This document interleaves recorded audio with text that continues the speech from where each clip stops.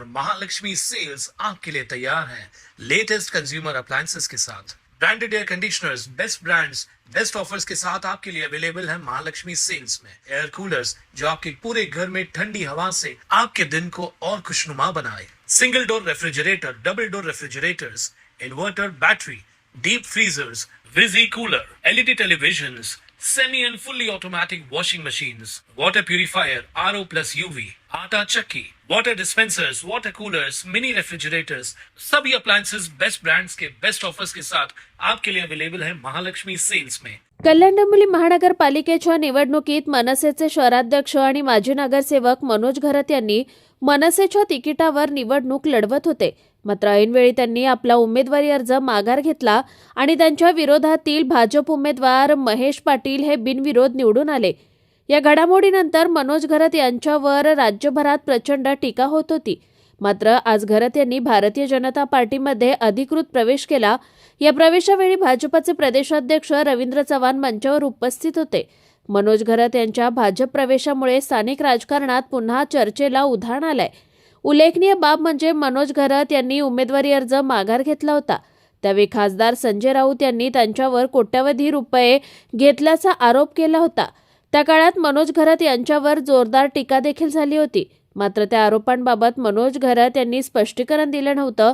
आता भाजपमध्ये प्रवेश केल्यानंतर मनोज घरत पुन्हा एकदा टीकेच्या केंद्रस्थानी आलेत। प्रवास आहे, एवढं इझी नसतं। आजही बोलताना परत मला तसंच ते फिलिंग येणार, पण आणि या सगळ्या कार्यकाळात जे माननीय राजसाहेबांना अभिप्रेत होतं, आंदोलनं असतील, मोर्चे असतील, चांगलं काम असेल, कुठलं एखादे उद्यान असेल द्यायचं किंवा स्मशानभूमी, असंख्य कामं आम्ही केलेली आहेत। त्यामुळे सोशल मीडियावर व्यक्त होणारी जी लोक असतात त्यांनी आधी हे सगळं बघावं, गेल्या 20 वर्षात आम्ही काय केले आणि काय नाही केले। पॅनलची परिस्थिती अतिशय वाईट झाली कारणाने, प्रभाग म्हणजे माझा जो पॅनल होता 27 नंबर, त्याची परिस्थिती अतिशय वाईट झाली। उबाटा गटाचे जे स्थानिक नेते आहेत त्यांनी त्यांच्या वरिष्ठांचं सुद्धा ऐकलं नाही आणि त्यामुळे त्या पॅनलमध्ये उबाटा गटाचे पण उमेदवार दिसतात आणि महाराष्ट्र नवनिर्माण सेनेचे पण उमेदवार दिसतात। आता जर दोघांचे उमेदवार त्याच पॅनलमध्ये दिसत असतील तर आम्ही कुठल्या यांनी ठाकरे ब्रँड घेऊन पुढे जायचं, लोकांना कसं कन्व्हिन्स करायचं? आता त्यांचे उमेदवार जे आहेत 2 दिलेले ते वेगळा प्रचार करतात। आम्ही जो सन्माननीय नेते राजूदादा पाटील यांनी जे उमेदवार दिलेले, राजसाहेबांनी जे उमेदवार दिलेले, ते एकटे वेगळे प्रचार करतात। कालपर्यंत आम्ही त्यांच्याबरोबर होतो, आजपर्यंत होतो। जोपर्यंत पक्ष आहे तोपर्यंत पक्षाचं जे काय आम्हाला योग्य वाटतं ती सगळी कामं केलेली।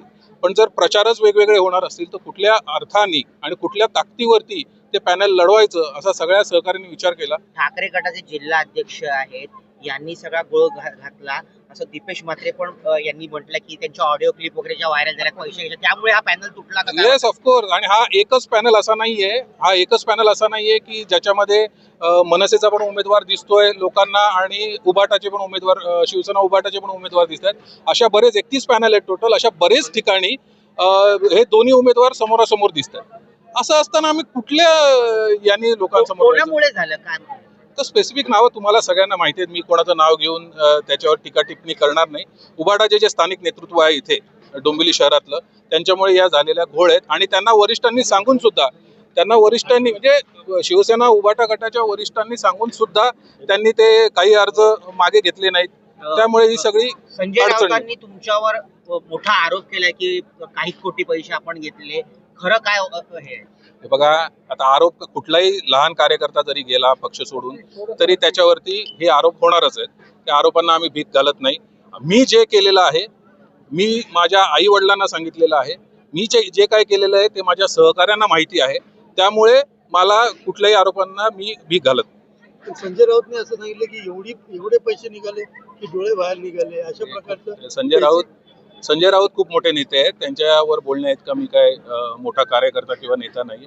त्यांना जे आरोप करायचे ते त्यांनी खुशाल करावेत। मी आज भारतीय जनता पक्षामध्ये प्रवेश घेतलेला आहे, राष्ट्रीय पक्ष आहे। कुठेतरी चांगलं काम आमच्या हातून, आमच्या सगळ्या सहकाऱ्यांच्या हातून माननीय रवींद्र चव्हाण साहेब यांच्या नेतृत्वाखाली आम्ही करू अशी आम्हाला 100% खात्री आहे। मनात दडपण होतं? दडपण असं नाही, मी परत एकदा सांगतो की 20 वर्ष जेव्हा तुम्ही एखाद्या संघटनेसाठी, म्हणजे 2005-06 जेव्हा सुरू झालं हे सगळं सन्माननीय राजसाहेबांचा प्रवास, तेव्हापासून आम्ही आहोत। त्यामुळे ते थोडंसं छाती जड होणार, डोळ्यात पाणी येणार, या सगळ्या गोष्टी होणार. ते डोळे आता हा लाल झाले. ते आहे, ते बट नॅचरल आहे, ते होणार. पण ठीक आहे, सहकाऱ्यांचं पण ऐकणं ही हे आहे. कारण त्यांनीच बिचाऱ्यांनी माझ्यासाठी एवढी मेहनत घेतली, माझ्यासाठी मी आलो इथे, शहराध्यक्ष होऊ शकलो, नगरसेवक होऊ शकलो. हे सगळं सहकाऱ्यांमुळेच होत असतं, पक्षाच्या वरिष्ठांमुळेच होत असतं. त्यामुळे कुठेतरी ते जड अंतःकरण 100%. कठीण प्रवास. किती जणांनी तुम्ही या पक्षात गेला आणि भाजप पक्षच का तुम्ही निवडला? राष्ट्रीय स्तरावरचा पक्ष आहे. कसं आहे, आज कल्याण डोंबिवली महानगरपालिकेच्या निवडणूक आहे. केंद्रामध्ये भारतीय जनता पक्षाचं सरकार आहे, एनडीए प्रणित. राज्यामध्ये महायुतीचं सरकार आहे. भारतीय जनता पक्ष हा मोठा भाऊ या नात्याने तिथे काम करतोय. असं असताना जर आम्हाला निधी हवा असेल कल्याण डोंबिवली महानगरपालिकेला, तर ते केंद्रच देऊ शकतं किंवा राज्यच देऊ शकतं. आणि जर केंद्र आणि राज्याकडूनच जर निधी आपल्याला कल्याण डोंबिवली महानगरपालिकेला मिळणार असेल आणि भाजपकडूनच, तर मग दुसरा पक्ष कशाला निवडावा? आणि इथे दुसरं कुठल्या पक्षाचं जास्त चालत नाही. निवडणुकीच्या पूर्वी आपण पक्षप्रवेश का नाही केला? कारण की आपण पक्षप्रवेश तेव्हा केला तुम्ही तर उमेदवारी अर्ज आपण आपल्याला निवडणुकीमध्ये उभा राहतात. मी तुम्हाला परत तेच सांगतोय की हा निर्णय घेणं एवढं इझी नसतं. हा कुठलाही निर्णय घेणं. मी आता सगळं झाल्यावर प्रवेश घेतलेला आहे. म्हणजे आता 48 तास पण राहिलेले नाहीयेत प्रचाराला. तिकीट मिळणं किंवा काय हा तर प्रकारच राहिलेला नाहीये. हे सगळं झाल्यावरती मी प्रवेश घेतलेला आहे. त्यामुळे तिकिटासाठी गेलो, मला तिकीट पाहिजे होतं, हे याच्यासाठी काय मी गेलेलो नाहीये. मला आता सहकाऱ्यांच्या भावना जपणं हे फार आवश्यक होतं. त्याच्यासाठी हा निर्णय आता नेमकं आता भाजपमध्ये तुम्हाला काय पद देण्यात आले, काय जबाबदारी घेण्यात? जी जबाबदारी दिलेली आहे. कसं आहे, मी 2005-06 पासून राजसाहेबांसाठी काम करतो तेव्हा मला पहिलं पद 2008 साली, म्हणजे जवळपास 2 ते 2.5 वर्षानंतर मी विभाग अध्यक्ष झालो होतो. मला चांगलं आठवतंय, सगळ्या चांगल्या मेमरीज पण आमच्या आहेत पक्षाबरोबर.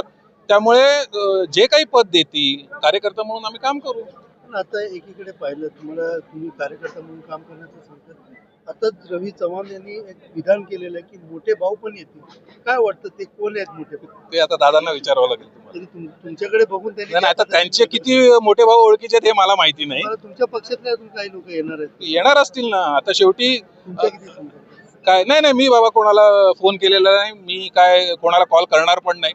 माझ्या बरोबर जे नेहमीचे आहेत, माझे 30-35-40 सहकारी जे एकदम क्लोज आहेत, त्या लोकांनी तू जिथे जाणार, आपण जो निर्णय घेतला तो एकत्र घेतलेला. तुमच्या जवळचे मनविषय शहराध्यक्ष मात्र तिकडेच राहिले, त्याच्याबद्दल काय सांगा? काय नाही, तू ज्याचा त्याचा प्रश्न आहे ना. त्यांचा निर्णय त्यांनी घ्यायचा आहे. मी कोणाला जबरदस्ती करू शकत नाही की चलच माझ्या बरोबर, कितीही जवळचा मित्र असला तरी. जसं दादानी आता सांगितलं, रवी दादानी, हे आमचे मित्रच आहेत. मनोज गरत हे आहेत, बरेच दिवसापासून चालू होतं. कुणाल म्हात्रे, स्वानंद मीडिया, कल्याण. ताज्या घडामोडींसाठी स्वानंद न्यूजला सबस्क्राईब करा आणि बेल आयकॉनवर क्लिक करा.